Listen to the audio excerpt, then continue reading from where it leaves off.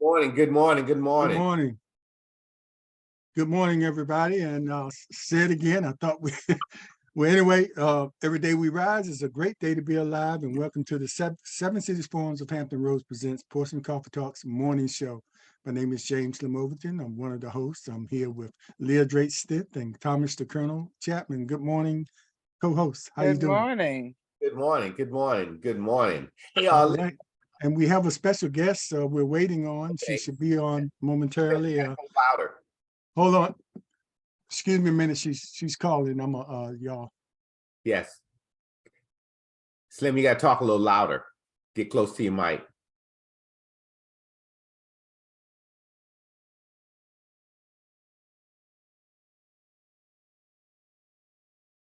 Okay. While I do that, while you're doing that technical difficulties there, give the disclaimer: the views stated on the program are those of the host and the guest, and not of the radio show or any other entity. And so they're just so we can stay out of Facebook jail and with the FCC rules. Go ahead, Slim. Okay. So it looks like we Slim has been muted off here. So you want to start today? I'm on the phone with the senator now. Okay. I'll be back. Yeah. This morning we're going to have Senator Louise Lucas on the show, and we're trying to have some difficulties tuning her in here. But as those who have been keeping up, and I hope everybody's been keeping up, in this last legislative session has been a whirlwind. The onslaught from the Republican or the Confederate governor that we have, and since the House belongs to the Confederates, it has been like a war between the North and the South. They've tried to roll back all rights or everything that the previous governor, freely elected governor, did. You know, from abortion rights to they want to lower taxes to big governments. They want to lower the provisions for your clean water. They want to. You see on the TV, Dominion has a new thing where they say they're going to decrease regulation for the power bill. What that means is you're going to have higher power bills in the future. And so we are the state of the Commonwealth of Virginia is on the way down. It's circling the drain. They are emptying the treasury because, you know, your Confederate governor is running around here thinking he's going to be a hopeful for be the GOP nominee for in 2024 for the presidency of the United States, even though he can. You've noticed that he can't even run this state. Case in point, you notice that you know, he had the health director that said there are no racial disparities in this country. He quickly they let him stay on a couple months, and he resigned and left that position. That is a normal thing in saying, yeah, you messed up. The lights came on and you got caught. You'll also notice, if you've been watching, the education director has left. Yes. She is the one that is pushed out through his the Confederate governor's way, saying that yes, we believe in CRT training or anti-CRT, and to erase all Black history. They want to ban books. He is saying that in the new education directory, you know, people like Martin Luther King, any of the famous Black playwrights that have had these books out here for decades, if they mention anything, if there's a person of color, it need not to be taught, because somebody in western part of this state might feel comfortable as they wake up and drink their coffee or moonshine or whatever they're drinking. Whatever you're drinking, right? Yes. And so, Okay. Well, our guest is on. yes. So our the Commonwealth and the people need to wake up, and we have another election coming up, and we need to start mobilizing, get people registered, and this time come out, because the fault of having this Confederate governor and mercy, This the Confederate governor is our fault because we didn't come out. Good morning. Good Well, morning. good morning. How I'm are sorry. you? Thank you, Tamisha. I'm in. I got my legislative office manager to she had to put the new link in my Gmail, which connects to my Senate account for me to get on. So sorry for the delay, but I consider myself pretty tech savage, but they can do it a whole lot faster. Well, actually, it was not your fault. We were having technical difficulties this morning. Oh, We're okay. thankful that you were able to make the change. Yes, Good thank morning, you. Louise. Good morning, good morning, good morning. I am so happy to be here with you. And I just got in on part of your conversation about this administration and how he's trying to turn back the hands of time. And if I'm reading you well, that I think you're trying to get people out to vote, because what we Yes. didn't do last time is the reason why we're in the mess that we're in now. Exactly. So while you were having the technical difficulty, I was getting a quick synopsis of what this Confederate governor and his administration is doing. But I'll Absolutely. let you have the floor. What say you? Well, you know, if for those Wait a who've minute. been following me on social media, you see, I have been like the point person for taking him on a daily basis. Every time he raised his head with some of this I call it backwood thinking. I just pop him right in the head every time he does it. We can't let him get away with anything. So there are no waivers as far as I'm concerned on anything that he does. And you know, because he has introduced some of the most draconian backwood kind of legislation. I mean, anything from trying to erase Black history to trying to put forth some of the most obnoxious abortion, or shall I say pro reproductive rights bills, all that kind of foolishness, trying to turn back the hands of times on a lot of our progress. I mean, taking some of my most notable African-American leaders out of the history books. I mean, some of the stuff that they have done has been just so unimaginable. In 2023, who could ever think that you'd have a governor who would want to whitewash history? I mean, it has been awful. But let me just tell you, part of what I do because I'm a state senator, of course, for the 18th Senatorial District, but I also have the distinction of serving as the first African-American and first woman president pro tem of the Senate. And a lot of people don't really understand what those duties include, in addition to being able to preside when the lieutenant governor is absent. As you all know, when Justin Fairfax was lieutenant governor, when he was away and you know, he had a lot of very important assignments that he had to attend to, but then he had a lot of other things he had to do as well. They took him off the floor several days.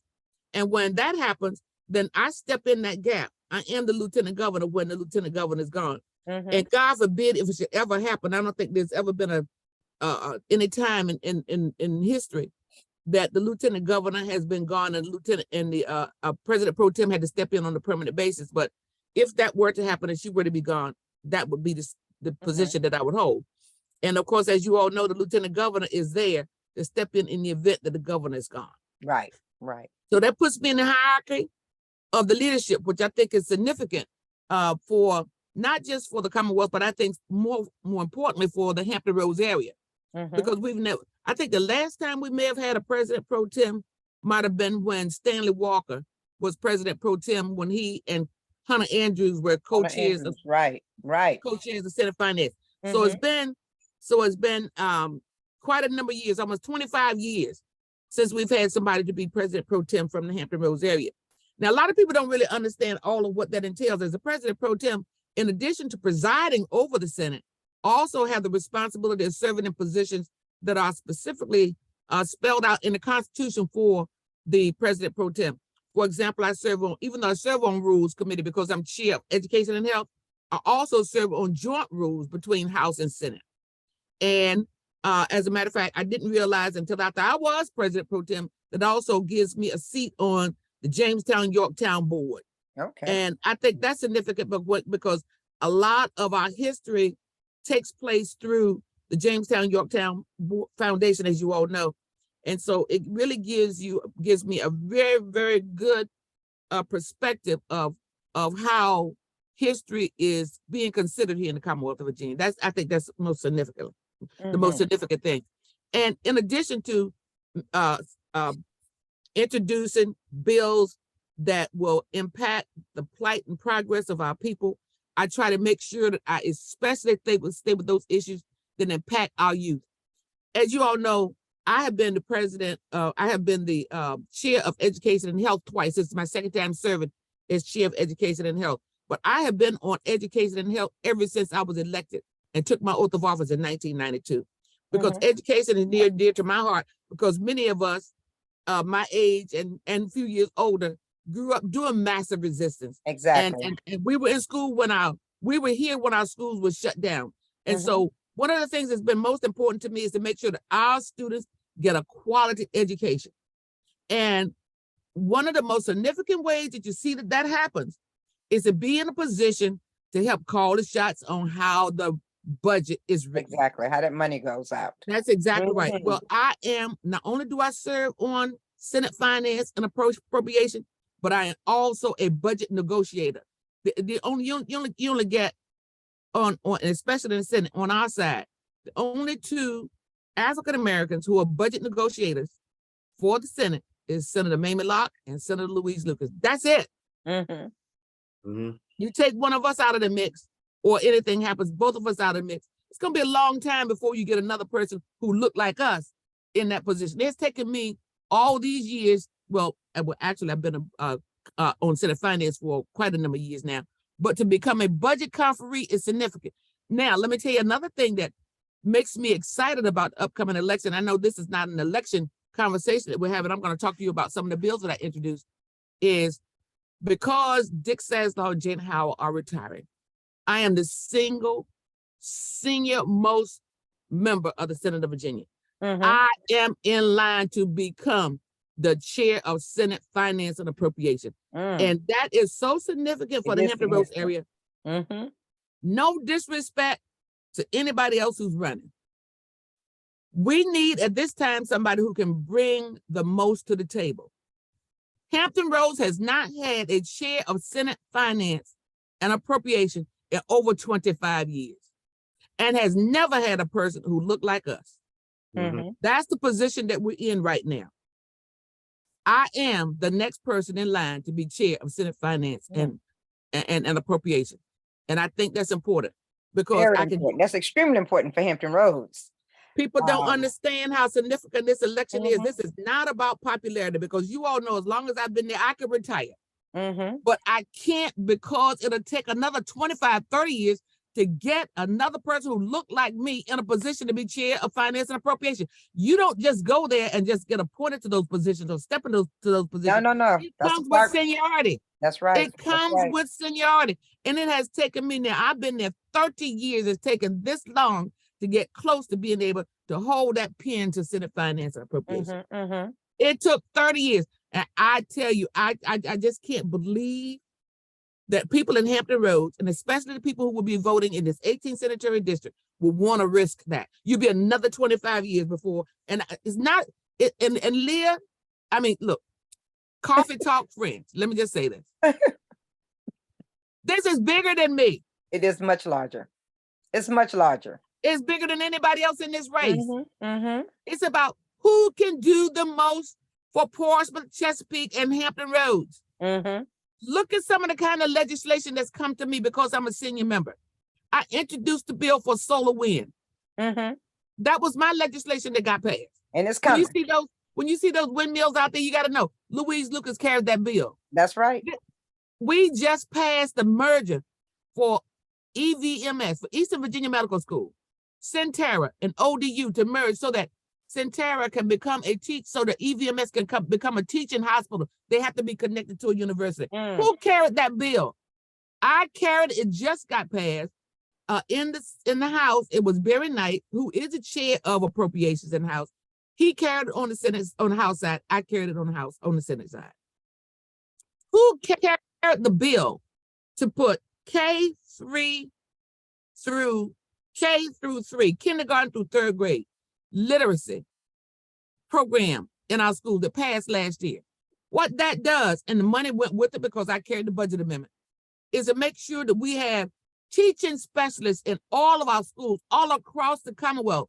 I mean, they are specialists aside from being a classroom teacher. Their primary responsibility in our schools is to make sure that children are able to read when they start at kindergarten to third grade, because if you're not reading by 3rd grade, you're not learning. You're not learning at all. We have to make sure that our children know how to read by the time they're in 3rd grade with some comprehension. And so because that did so well in the last session, this session I introduced another literacy program 4 through 8. So we're going to continue that program, and now they're going to be reading specialists in our schools for grades 4 through 8. If you can't read at those levels, you can't do math, you can't understand history, you can't do science, you can't do literature. Our children need to know how to read with comprehension by the time they're in grade 3, so that we can cut off that school to prison pipeline. And you know, I mean, if people were able to connect those dots, they would see how significant this election is.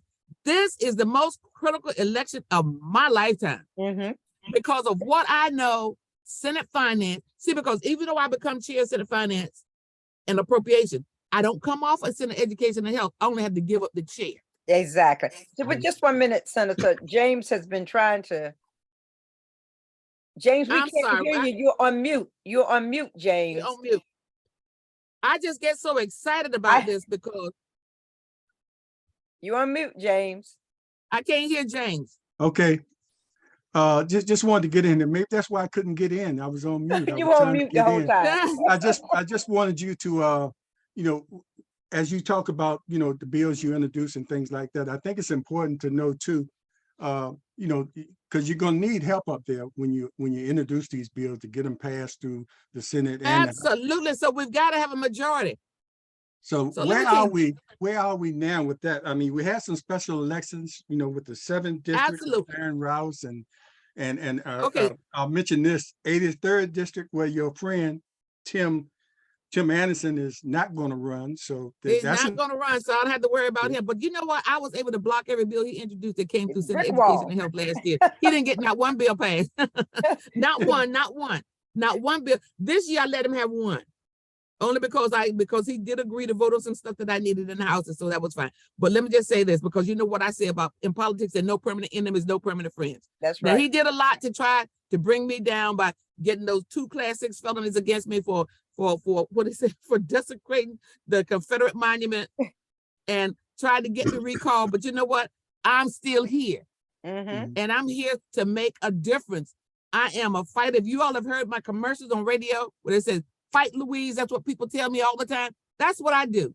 I wake up every morning with a heart to fight for my people, to try to make sure that we got not just get a seat at the table, but when we leave that table, that we got something that's going to be of some substance and some significance for our community. See, I've never forgotten why I got elected and why I'm still there. Yeah, I got elected to represent all of the people in my district, Black, white, Hispanic alike. It makes no difference.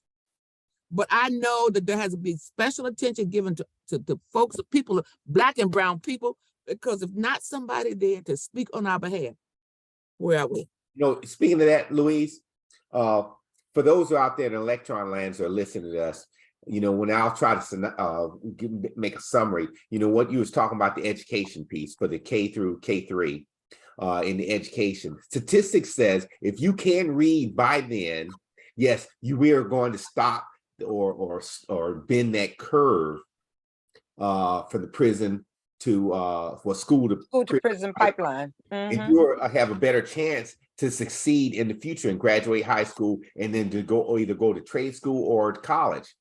That's right. So that is why Democrats have always preached that we need to have pre-education, while the other side says we don't need it because we need to dumb down education, because if you are dumbing down education, it is easier to fool you. Now, I'm telling you, it is Exactly. easier to fool you to go to there. And so I'll put that piece out.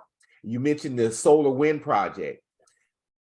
Even though it is passed, even though all the statistics and nationwide, we need to go to the Clean energy. Clean energy. clean energy. We have a Confederate government that is holding things out. Even Dominion, who wants to put this big, more farms out there, is being held up by who? By this administration. Administration. Because So- the wind farms would be extremely helpful to us, because that helps us to get to zero emissions, which is where we're trying to get to within the next 20 years. We've got to get to zero emissions. The other piece of that is jobs. Jobs Exactly. are connected to it. So Exactly. you talk And you talking about good paying jobs. yes. But here's the other piece that you talked about, and you gave a long litany of things that you did. But can you talk about some of the mess that you stopped because it's coming from, because they own the house and they. Well, let me tell you something. Yeah. So I'll go there. Okay, please. I'm glad you put me at that point, because had it not been for the Senate of Virginia and the margin that we have now, thank God we got Aaron Rouse elected, because we could never count on Joe Marcy. It was a toss-up whether you could count on Joe Marcy or maybe my opponent, who would vote with the Republicans. You know, to call yourself a Republican and then be running as a Democrat, I think is the most obnoxious thing that a person can say about themselves. But let me tell you something, getting Aaron Rouse gave us that one seat cushion we needed to be able to beat back this governor. And on the day that we tied 2020 was because we lost 2 Democrats to the Republican side. And I don't need to tell you who the 2 of them were. Well, Louise, share with us some, I know you all have formed that brick wall. That brick wall has stopped a lot of bills from coming through, and especially that lab schools bill that they came up with. Can you kind of let the public know about that? Okay, well, let me tell you what, right after Youngkins got elected, right after the inauguration, and he started talking about his day one agenda, and he talked about all of the things that he was going to roll back. These were the accomplishments that Democrats have been making over the last several years. And I don't know exactly how I came up with brick wall, but all my colleagues brought into it. So I'm looked at as I guess maybe I'm the middle brick in the wall. So I middle kick all brick the in the hits wall. first. Right. But we came up with this notion of there being a brick wall. So every time the governor would introduce a bill, and I knew that it was a bill that was going to be detrimental to our community. And I'm not just talking about Black people, brown people, I'm talking about white people, everybody. When he would come up with those bills, we had the majority in the Senate to block that garbage coming out of the House of Delegates. Had it not been for that 1 seat margin that Aaron Rouse brought to us when he got elected to that seat in Virginia Beach, the day that Joe Marcy and one other Democrat voted on the other side, the day would have been lost. So the significance is that we need to not only maintain what we have somebody who get up every morning with a heart to fight for our people. That's me. And make sure that we've got a majority of people. We make sure we got people who are going to stand together and value what we have put in place over these last several years, when everything dealing from criminal justice reform to education reform. I mean, if you don't think K-3 literacy program and 4 through 8 literacy programs and those kind of programs that we've gotten funded make a difference, let me tell you, these are some of the these are the best advancements we've made in education in a lot of years. But we needed to be able to have that majority to block that mess coming out of the House of Delegates, and we were able to do it because the Senate held the line on the majority of it. So this governor can talk all he wants to talk about how much he's done, but guess what? We have blocked him on every front. The brick wall is standing, and with Lamont Bagley coming in to take Jennifer McClellan's place, now that she's going on to the Congress, we're going to stay strong until this next election. All we need to do is pick up 1 or 2 seats, and we'll be able to block everything coming out of the House should they not be successful. But with Don Scott as a minority leader over there, with the way he's moving and shaking things up over there, let me tell you something. To have Don Scott as the Speaker of the House, and to have me as President Pro Tem and as Chair of Finance, and Mamie Locke as Chair of Rules, and she's also right now Chair of the Senate Democratic Caucus, and she will become the majority leader after all of this next election cycle, will be the first time Hampton Roads will have the hands on the reins of the 3 top leadership positions in the Commonwealth. It will be here in Hampton Roads. Yes. Well, you know, that's going to be really important. So if I'm fast forwarding that, so when the next election, because the governor is term limited, and so you know the lieutenant governor won't stand a chance because she's going to discover that she has black skin. She didn't realize that yet. You don't realize that yet, because I believe that half the people in the Republican Party or the Confederate Party didn't know who they were. They were just voting straight ticket. And They didn't was know voting straight party line ticket. But let me tell you something. Yes. This next election cycle is going to be one that is going to be a big surprise to a lot of people. Yes. But yes. we are going to have to hold the line on the people that we know, get up every morning with a heart to fight for our progress, moving all Virginians forward, and especially on the gains that we've made in criminal justice reform, and in education, and in the environment. We have done so much, and I'm carrying right here now the list of all of my. Of course, you can't see it that well, but my 2023 legislative session guidelines, and not only the bills that I paid for, but some of the budget amendments that I put in.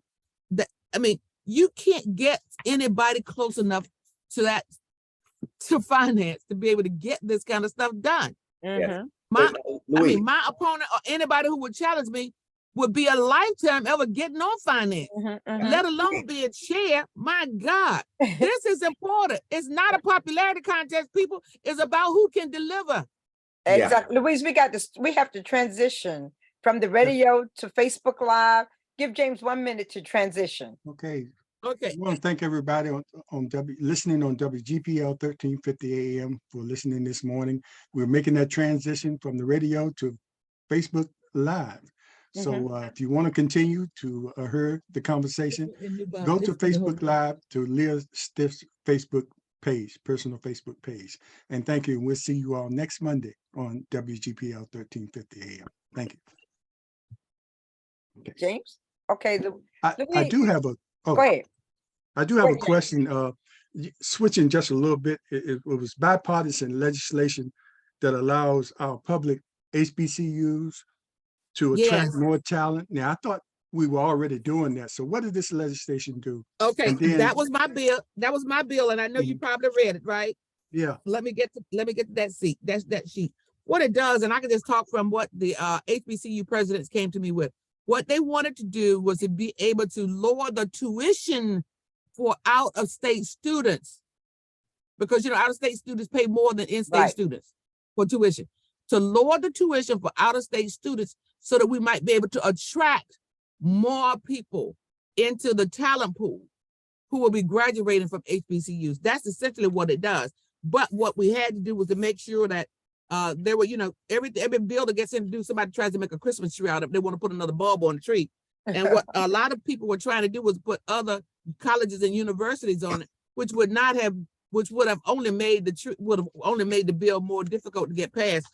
But we were able to get those amendments to the bill off of it, so that now we've got a bill, and here it is right here. It says, Nova State University and Virginia State University reduced rate tuition charges for certain students, and it permits the Nova State University Board of Visitors and the Virginia State University Board of Visitors to charge reduced rate tuitions to any non-Virginia student who has completed at least 30 credit hours of coursework and is enrolled in a program at the relevant institution that leads to employment in a high demand field. That's what we're trying to get. People who are going to be going into cybersecurity and all the other high performance careers that we need a talent pool for. Last year, bill that I introduced that created the program that would produce more people in the field of medicine. We need more we need more registered nurses. We need more people who will be primary care physicians. I introduced a bill last year that got created a program between Norfolk State and Norfolk State University and Old Dominion University, where students will be able to enroll in that class and become maybe RNs, but we need more people, especially in this era where we have more people who have suffering from long COVID. And these people are going to need other people to help them to get through this process. So we know we need more people into the medical profession. So I introduced a program with Norfolk State and Old Dominion University participates in that program together. But a lot of what I've done, as you all know from checking the record, I can tell, has been around the area of education. Right. I mean, you could just go through the list. And this is, I've got here now 70, I got 38 pages of bills and budget amendment that I did this year. And while you're talking about education, you signed 5,000 letters. Let me tell you, I started off signing all those letters, and I told the Senate clerk's office, I said, look, my wrist is swollen. Yes, yes. And I said, what can I do to help me with this process? So I did get some help because a stamp was not working, because anytime you got a stamp, you try to put it on it's never straight. Never straight. It's never straight. So when I found out that we had but the thing of it is, it was the way we did it, it relieved me about halfway through, but it was worth it because these students have put in their effort to make sure that they became honor roll students. That was so significant and so important to me. I just had to get it done. And how special is that for students to receive a lot of well, you know what? I remember, when I started doing this initially, we didn't have all of the social media that we have now. But my granddaughter, Natalie, who's running for the House of Delegates up in Woodbridge, up in Northern Virginia now. Natalie she said, though, Grandmama, if I get elected, we're gonna have 3 Louise Lucases in politics. I said, oh. But anyway, she still has the certificate that I signed when she was honor roll student in 1998. Oh, wow. So it all goes to show, I think she kept it not just because I'm her grandmother, but I think because that's significant. That's something, that's an accomplishment for these students to say, I got recognized because I was a good student. Exactly. Those are the kind of things that you're proud of. Look, how proud was I when I made a couple of A's on my report card when we were in school? Yeah, sticking with education, I saw something about the Board of Education. I mean, the board, Brown versus Board of Education Scholarship Fund. Y'all extended the eligibility. Explain where that eligibility, how is it extended? So it's going to include more students. And there again, education is my heartthrob and I served one term more than I was supposed to. I was chair of the Brown versus Board commission in the Senate. And before me, I think there were several other legislators that served. I want to think that Henry Marsh might have been one of the people that served, and I think he might have been. But what we did was, there was a fund that allowed the descendants of those students who were not able to go to school when our schools were shut down during the massive resistance to be able to get a college education. That and the fund was about to run out, and the time that the fund was supposed to be in place was about to run out. So that got extended. So it means now that if a person who is my age, who was in school during massive resistance, and let's say, for example, they might have been in any part of the state where the schools were closed. Let's take Norfolk, for example. Maury High School. Maury High School. Okay. That means that one of their descendants, if they were to apply, would be eligible to receive tuition-free books, computers, and whatever other equipment they need to be able to complete their education. That's what this does. And it is a way of trying to say we recognize the wrongs that were done to Black and brown people because we allowed the schools to be shut down and our students did not get a quality education. Exactly. That's the reason why I work so hard on these education issues now, because we have all of this, people call it learning loss as a result of COVID. Yes. Well, we had learning loss because of Black people were not treated fairly in the educational system. I served on the Barbara Johns Commission. And as you all know, the story of Barbara Johns. And we're getting a statue built, and we already selected a sculpture. We're gonna have a sculpture of her put into the statutory hall in Congress. Okay. And she would be the youngest person recognized there, and she'd be standing at a podium and standing on a stack of books, showing just how much people worked against Black people trying to get an education. We got, I remember, I don't know if, well, you all are not as old as I am, but I remember when we had books in the public schools in Portsmouth where Black students were, they had the names of other schools in the books. Yeah, that's right. We didn't get the new book. We got the hand-me-down books. We got the We old hand-me-down enough to books. remember that. Do you remember, James? Yes. Do you remember, James? I remember. Okay, all right. We got the hand-me-down books. We got the hand-me-down everything. We didn't have all of the resources that other schools had, but it costs the same amount of money to educate a Black student as it does a white student. It costs the same amount of money to educate a student in Hampton Roads as it does a student in Northern Virginia.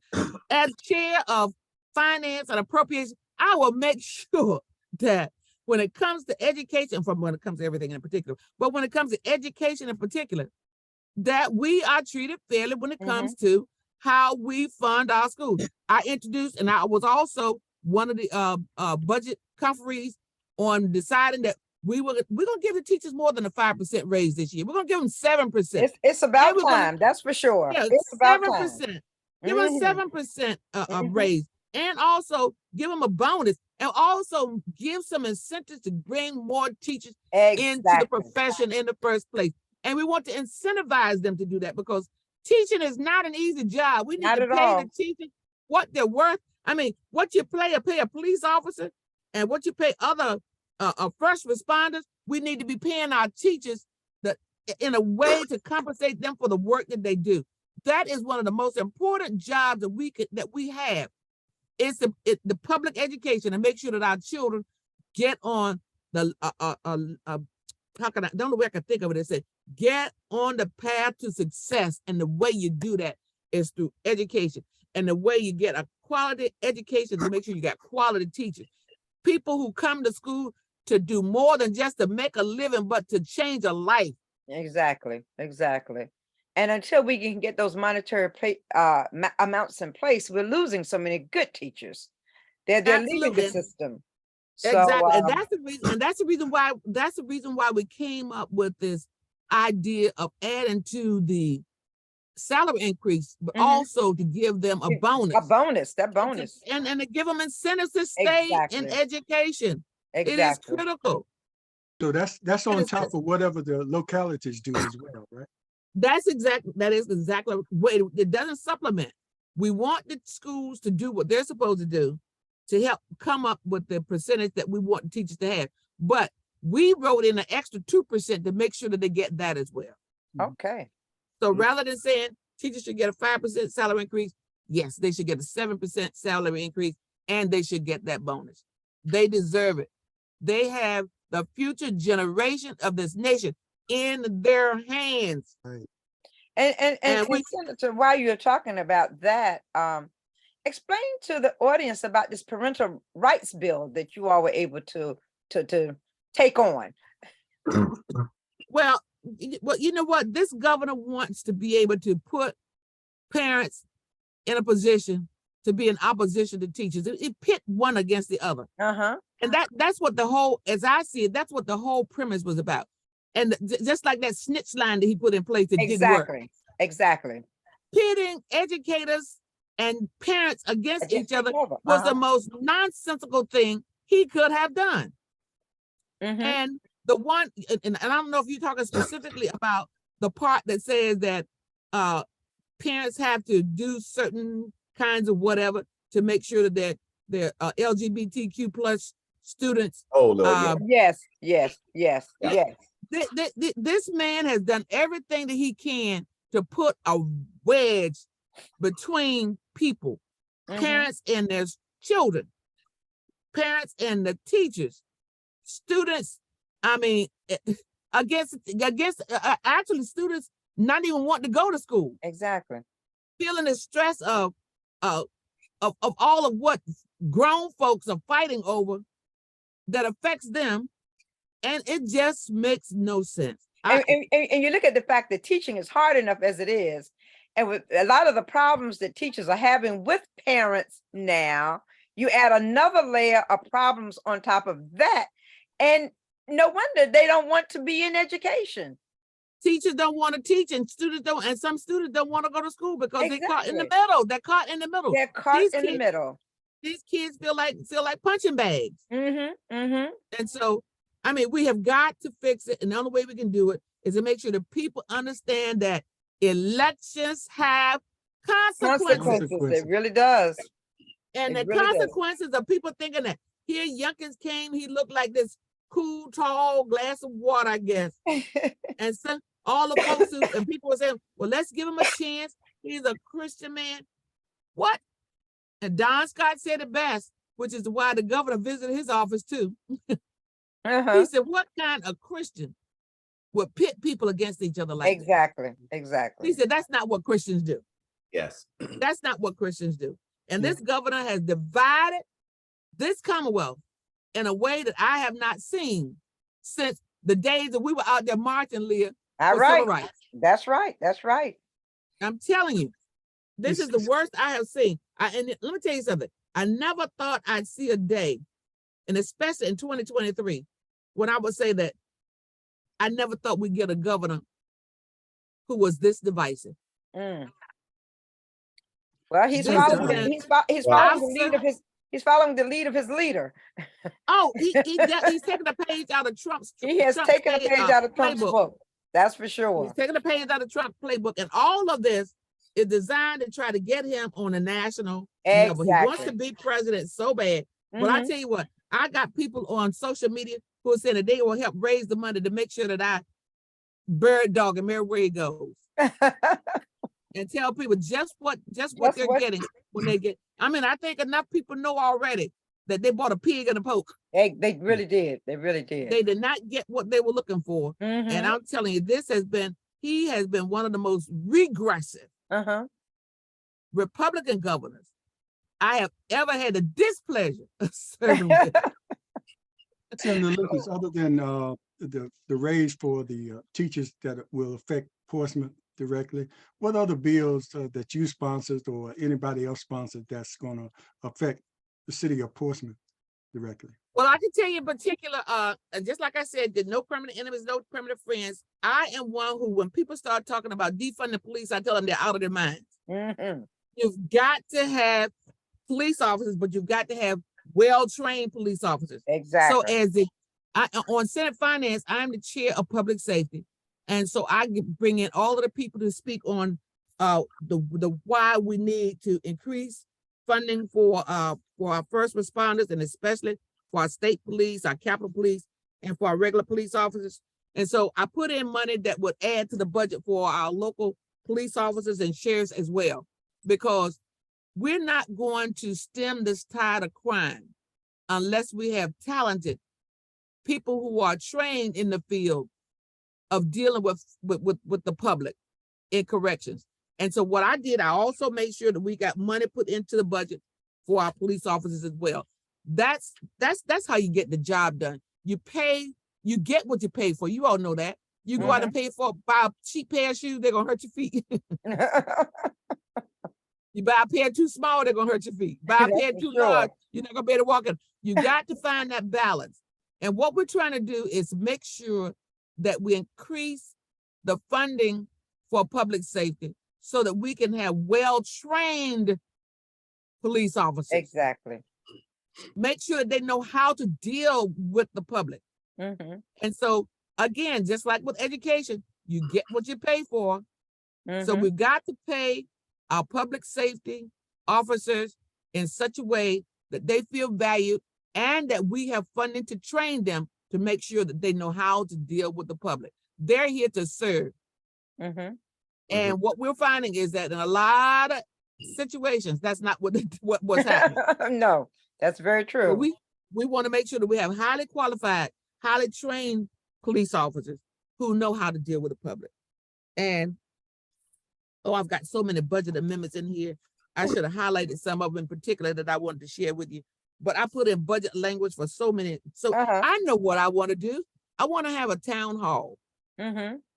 at where maybe Don Scott and I can have maybe an hour just to go over the bills that he and I teamed up to put out Mm-hmm. for not just for Portsmouth and Chesapeake, but for all of the Commonwealth. Mm-hmm. That would be beneficial. And so I think that's probably going to be the next thing we do, but as soon as we can get enough time to figure out when we can do it. Yeah, we used to have quite a few town halls back in the day. And- Absolutely. and it's a good- Absolutely. Great way to get information out to the community so they can see exactly what's going on, what you've done, what challenges you've had to face, and how we got to where we are today. So I think that's an excellent idea. Well, I think when you all started off on your radio broadcast this morning, you started off exactly where my heart was. And that is to make sure that people understand that elections have consequences. And if they're not out there voting for people who are going to fight for them, who are going to deliver, people have to remember this is not a popularity contest. It's about who can deliver. Mm-hmm. Mm-hmm. And so you started off right, making sure that people understand they have an inescapable responsibility to do their civic duty Mm-hmm. and get to the polls to vote. Yes. And if they only understand now that the reason why we have a Youngkin, and I call them Trumpkins on some days, in office is because a lot of folks chose to stay home Stay home. or to vote for somebody that they didn't know, somebody who had never been in politics before, who doesn't understand. I mean, oh my God, this man thinks that he can do anything he wants to do, doesn't know that the legislature is there to either support him or stop him. Mm-hmm. Mm-hmm. And I think he's learning now that on the bad stuff that he's gotten his, I'm not gonna call them minions, the Republicans to introduce, he sees now. Mm-hmm. We stop and block. Mm-hmm. Mm-hmm. A lot of what we do is more than just introduce legislation that is good for our community. A good portion of what I do as a state senator is block all that bad stuff. Mm-hmm. Mm-hmm. I had to be just as vigilant to make sure that I block all the bad bills as I am in getting the bills passed that I think brings prosperity to our community. Yes, yes. And you know, and more than anything else, just think about your jewel that you worked so hard to bring to the city of Portsmouth. It took many, many years and many fights. Over 20 years it took me to get the casino. You know, and I had people batted against me, saying that we would never have a casino in Portsmouth. You all remember when I had that same property the casino is sitting on now, when I was trying to build a conference center and I was going around trying to get all these people to invest in it. And we were doing quite well, except that the city wasn't having it. They weren't having us to build something that was going to be, that we could say that was controlled by Black people. Let's just say it just like it is, okay? And so I kept that property until about 4 years ago. And after I got the legislation where it looked like I was going to get a bill passed and we were finally going to get casino gaming in Virginia. And I thought the city was going to build the casino down on the waterfront. So I said, okay, I'm not going to be able to build anything up there on Victor Boulevard. So I sold the land to the city. Bless my soul. The city comes back, and that's exactly where they put the casino, on the land that I sold back to the city. But I still feel like it was worth all the time and effort that I put into it, because not only did I sell the city the land where the casino is, that's exactly where I wanted the project to be. And so, and I feel right now,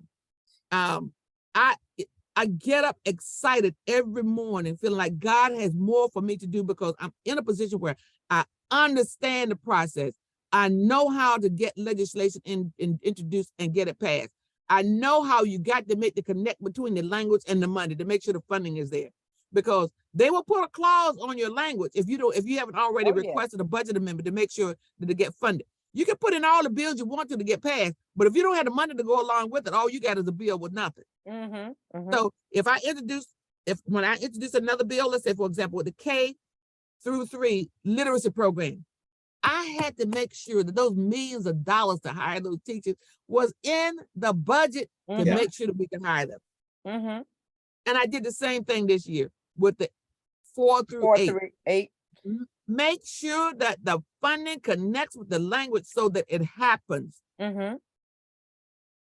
I guess basically that is stopping the unfunded mandates, because you can pass a bill with no money. That means it's unfunded, meaning it's nothing's going to happen. Or either introduce a bill that says something has to happen and then pass it on to the locality to do it when you know they don't have the money to take care of it. Exactly. But let me tell you something.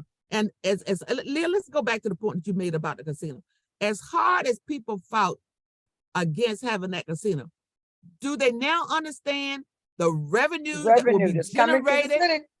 that will be coming to the city, that will add to the city's budget, that will make When sure our that tax we base was so low, our tax base was so low in the city of Portsmouth.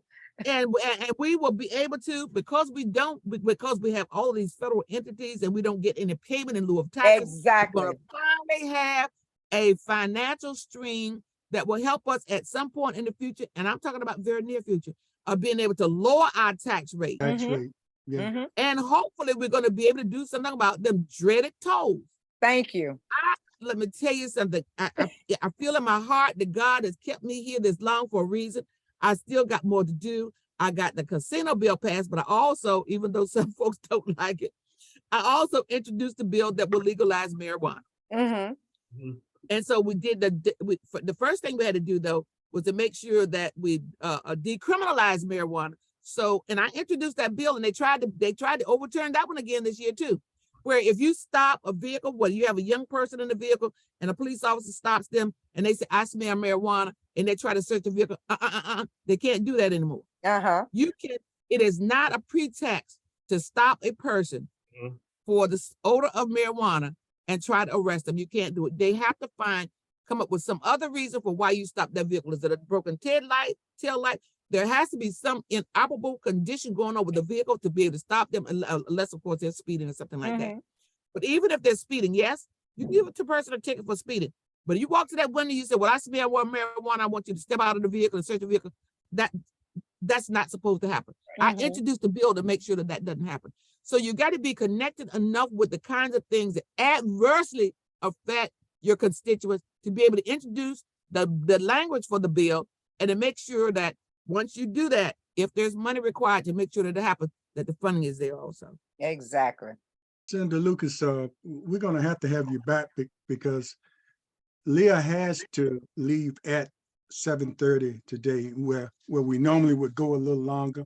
So we're going to have you back. And I just want to remind people that your work or any of the people work in the General Assembly doesn't end when the session ends. Exactly. I'm looking at, you said you're on the Finance and Appropriations. I'm looking And at I a have to schedule. go back every week.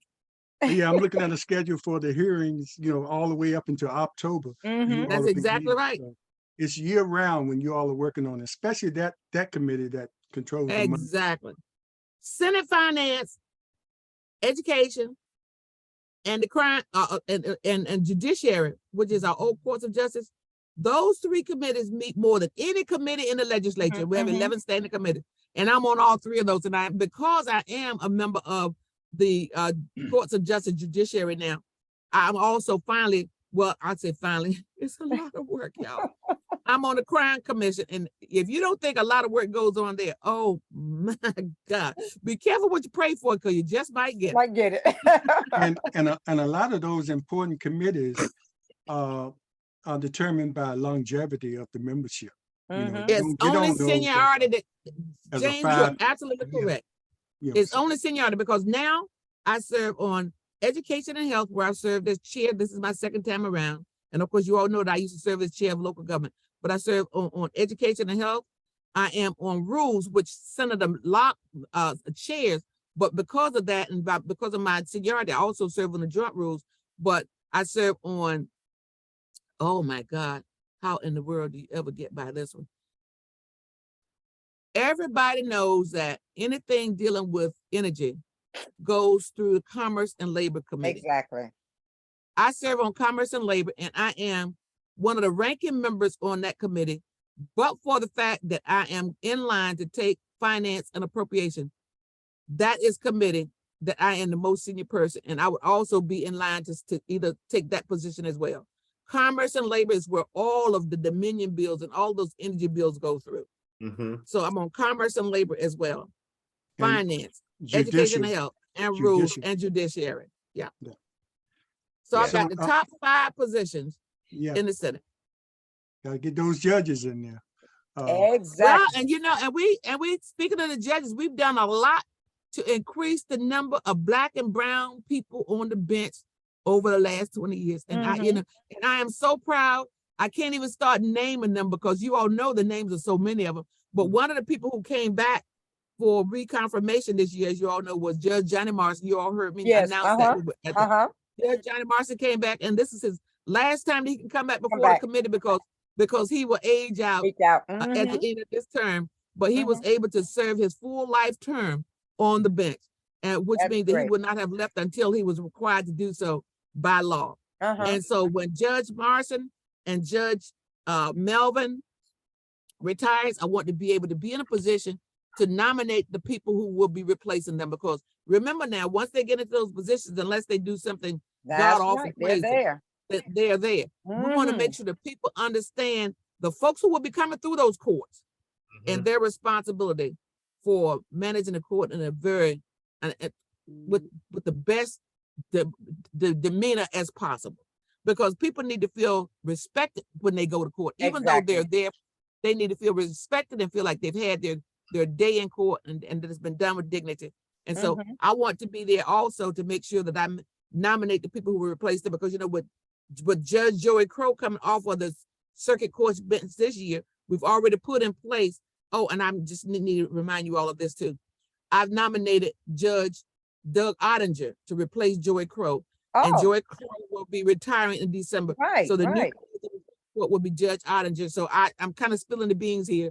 But and so I chose the circuit court seat, and Don Scott chose the general district court seat, and he chose Attorney Babineau. So he chose Babineau. Babineau will become the general district court judge, and to replace Ottinger, and Ottinger, who's my nominee, will replace Joey Crow when Joey Crow retires in December. So I guess that was a good way for me to end up round Good out your way program. to end this program, girl. Thank you. We'll have you back real soon. I'd love to do that, because Don Scott and I teamed up and we decided how we're going to do these judgeships, and we want to be able to do that going forward. He and I are a great tag team. Yes, you are. Because he's got the same kind of fight that I have, and I mean, we go in and we get the job done. And I appreciate from the very depths of my heart the opportunity to be able to serve in the Senate of Virginia, and I am just so profoundly grateful that God has kept me in good shape. I got in good with my sound same frame of mind. But listen, Senator, you need to let Portsmouth Coffee Talk know whenever you all make plans for this town hall meeting, so that we can be there, so that we can remotely do Portsmouth Coffee Talk from the town hall meeting. Okay, and so what I'm going to do is this afternoon, as soon as I get to my office, I'm going to call Don, and I'm going to tell him we need to have this town hall, and we need to have it before the primary in June. Yes, you do. Yes, you do. So get the information out there to the public, because the public need to hear what's taking place, because not many really follow the news to see what's happening. They hear a lot of things through hearsay, and most of which is wrong. So it's important that you give the message, because if you don't tell your story, somebody else is going to tell it, and they're not going to tell it the correct way. So exactly. And what that'll give me a chance to do is go through these 38 pages of legislation that I introduced this year, my legislation and my budget amendment, and give you a better flavor of what I've done, because this morning I just been so excited. I've been kind of just bouncing all over the place, but I wanted to be able to give you in a chronological order the bills that I introduced and the budget amendments to go with it, to make sure that the job gets done. And so with that, I see it's right about 7:29. And Lee, I know you have to go. And I just want to thank you all so very much for having me on this morning. I'm excited, and I just want to keep doing this work. And I'll get back with you to let you know when the town hall meeting is going to be held. Thank you so much, Senator. Thank you so very much for coming on Portsmouth Coffee Talk. Yeah. And James. Thank you for letting us know also what was blocked, because that's just as important. Exactly. Oh, absolutely. Absolutely. Absolutely. Portsmouth Coffee Talk is here for our voice, our community, and our future. And we salute you, Senator. Thank you. And we have to get you a Portsmouth Coffee Talk mug so you can salute with us, okay? I will be happy to do that. And we want to see it, and we want to see it on your Senate desk, okay? Oh, that's exactly where to be, right here on this desk. Okay. Thank you so very much. Thank you. Thank you. Have a blessed day, and thank you for having me. Thank you for Thank you. getting up and being with us today. Thank you. Thank you, Thank team. you. Okay, My pleasure, my pleasure. All right, co-host, see you later. okay.